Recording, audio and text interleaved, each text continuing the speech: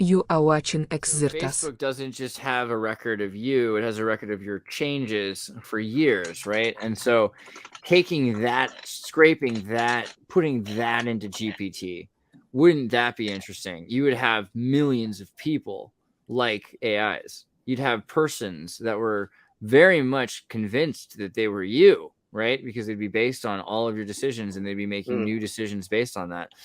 They'd even have approximations of where you've been, where you're going, why you go those places, who you hang out with, and those characters could be emulated in the metaverse. So you could instantly create a ghost internet, right? That could exist right now.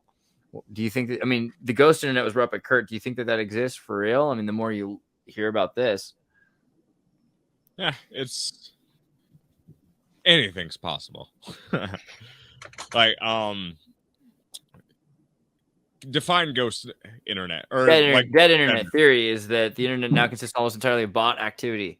What is a Oh bot? yeah, Automatically generated content, marginalizing human activity, the internet's data. full of this shit, bro. So we've been told a lot of this is just button pushing farms, click farms in Pakistan. But how much of it could really just be characters that are owned by Facebook, Google? I mean, they're already clearly doing it. They've already got characters that we're interacting with. And it would just make the most sense if they own your data to try to understand you better, to interact with a person that they could train in a simulation that likes to buy the things you like to buy. Yeah, well, we know now that the Twitter bot scandal got a little bit out of hand with exactly how many bots and likes were artificial. So, as far as the broader internet, there is the degree of how much we, I guess, are boring ourselves with it. I mean that in the sense of we know we're being advertised to, so that doesn't necessarily make the internet dead. It makes our interactions with it very boring and less demanding of being just pure interaction with another person. Like we've gone into the consumerist advertisement aspect and we've grossly accepted it to to such a large degree that I guess we're numb to it. So the internet's always been dead in a sense. The only thing that's been alive is our interactions with one another on the internet, and I think it's you can think of it in percentages now. What percent of the internet is just the algorithm and just the advertisements? Because it seems to be a pretty large percentage, I would say. Like right now we're interacting with each other. I kind of like this social aspect of us interacting with each other, and the chat interacting with each other. But if you go to a YouTube homepage, how much of that is just wasted? How much now I have friends that do stuff like play Yu-Gi-Oh. They play Yu-Gi-Oh for and they do it like semi-socially on Twitch, and they try to do that for ad revenue and money. So really, is that social, or is that an entire group of people being attracted to a distraction? And I guess if we're talking about social issues, maybe like our own discussion about social issues is just a distraction at the end of the day. I guess you can get pretty philosophical about it, but I mean, I think that's an interesting idea about what YouTube does, or what these what social media influencers are doing. They're influencing social behavior by modeling human behavior, and you can think about the van life thing, for instance, right? You put YouTube videos out. Hey, I live in a van. It's awesome. This is where I poop now. I sleep and eat where I poop, and then don't you want to watch millions of subscribers like to these van channels?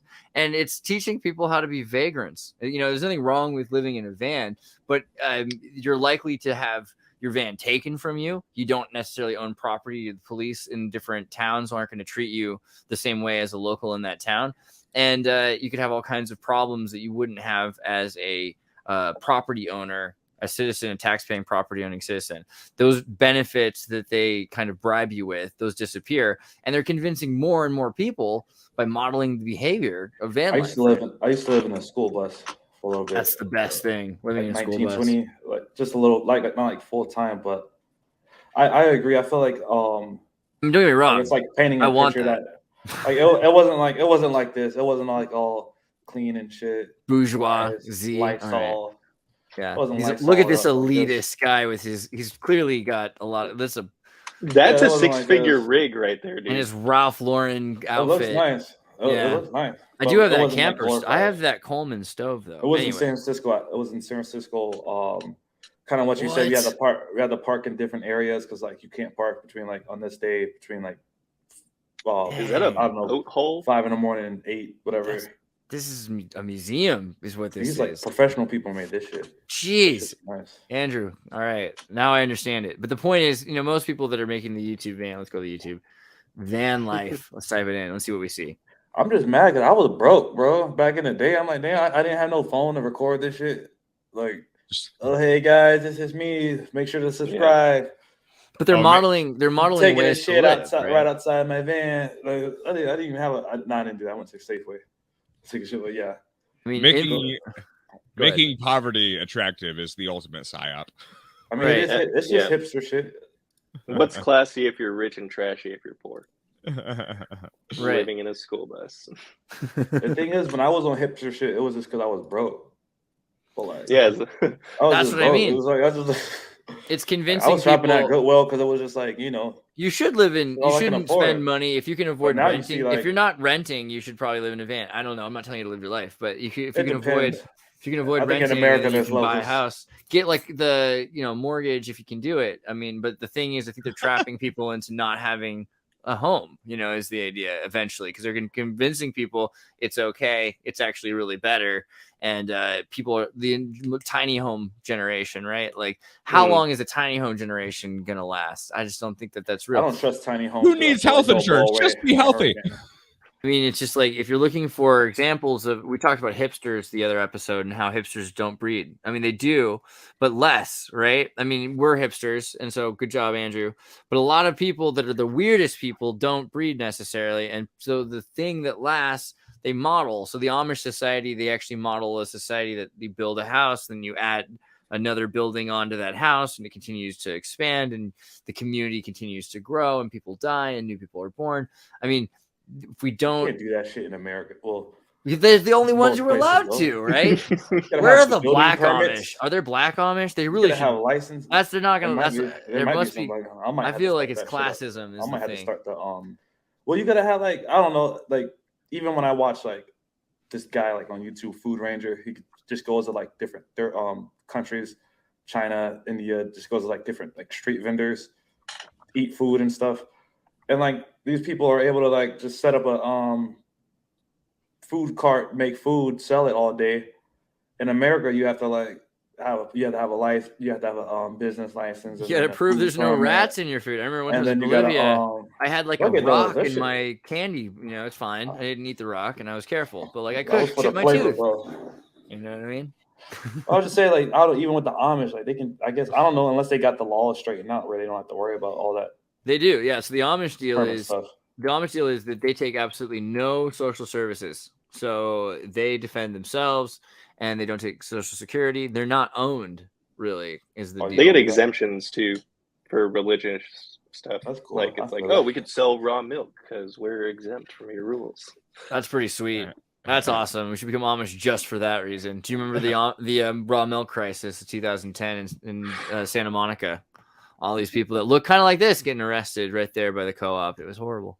There are a lot of advantages to being Amish. I'm not saying like I think some people that are Amish, they do feel like they're in a cult. So that's right, Kurt. You live near Amish. Yeah, explain more. Go deeper. Yeah, I don't interact with them on a frequent basis, but sometimes if someone's a neighbor with an Amish family, they might know them very well. Have you ever had to sell an Amish person a pizza? Yes. Whoa. Okay. Well, that already surprises me, but that's awesome. Yeah. So sometimes they will engage with services from the outside world. They tend to restrict themselves very heavily. I've seen some Amish people have some cell phones. They're mostly for business purposes or like flip phones. Most of the time, I read a book about what their phone system is. Sometimes they will have like a phone booth outside, like just outside of the property, and they'll use that to communicate with one another on business calls, or they might have it in if they own a store that they sell things to the outside world, and they might have a phone there for business purposes. So it's a near total rejection of technology, but it's definitely in some ways it's a simpler life.